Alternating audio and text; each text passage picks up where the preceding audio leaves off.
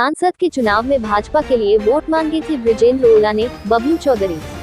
हिंद 24 के लिए झुंझुनू से सुरेंद्र डेला की रिपोर्ट। भाजपा नेता बबलू चौधरी ने मंगलवार को जमुना रिसोर्ट में प्रेस वार्ता का आयोजन कर झुंझुनू विधायक बृजेंद्र ओला पर कई गंभीर आरोप लगाए हैं। बबलू चौधरी ने कहा कि अरड़ावता गांव बृजेंद्र ओला ने अपने पड़ोसी के मकान की 4 दीवारी को जेसीबी से तुड़वाया तथा लोगों द्वारा विरोध करने पर विधायक के छोटे भाई सरजीत ओला ने अपने कॉलेज परिसर में उनको बुलाकर डराया व धमकाया गया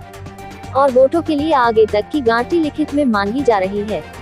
और वीडियो में सरजीत ओला कहते हैं कि अभी तो आंधी आए है, तूफान तो बाकी है, एवं आगे भविष्य में वोट देने में इस तरह गलतियां करोगे तथा वोट नहीं दोगे तो बहुत पीड़ा आपके ऊपर आने वाली है।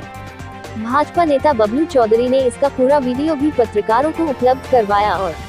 जानकारी देते हुए बताया कि अरड़ावता गांव के पास चिड़ावा की सीमा में एक मंदिर माफी की जमीन जिसको विधायक बृजेंद्र ओला ने अपने नाम से करवाई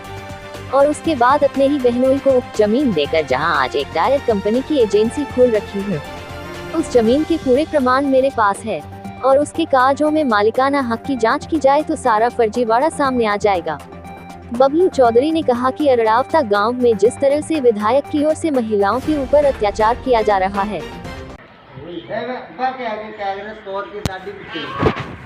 क्योंकि खुद चोर होते हैं, खुद शंका हो रही है कि आप ना कुछ शक करें, आप ना कुछ शक करें, सही हो या कोई को क्या भाई एमपी के चुनाव में गरण मारे पहले कह रहा है मेरे रेडियो चुनाव में कोई करता भी ताली गया ना हरी ये चौथाई वोट आया था ना, चौथाई नहीं। हाँ आया कया हुआ तो आया कह को नहीं तो तेरा बेटा भी खुद है, तेरा बेटा भी मेरे से काल भी छाती ठोक के बोलो मैं तो दिया ही वो आयो वह गलती सब हुआ है, गलती माफ भी हुआ है, बात तो मैं भी मानू हूँ। वह कहते तो आगे भी आप कदम बढ़ावा और मैं तो दिया ही और यो आगे न्यू गया तो टैंपू लगवायो मैं धर्म को मरण हो रहे हो 10 दिन में मर जा, 2 नाम मर जा, 7 नाम मर जा और वोट कौन दिया मैंने मेरा ने तो भाई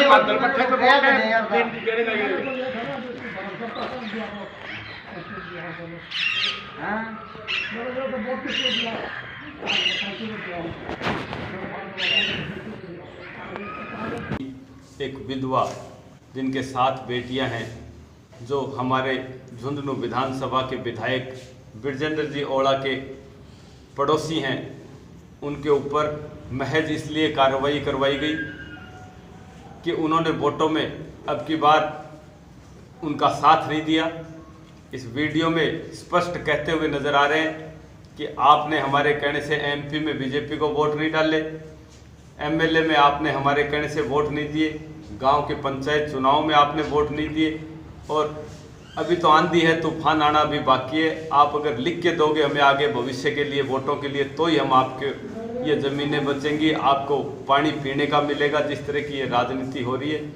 हम उस बात की निंदा करते हैं और साथ में इस बात की मांग कर रहे हैं कि बृजेंद्र जी ओला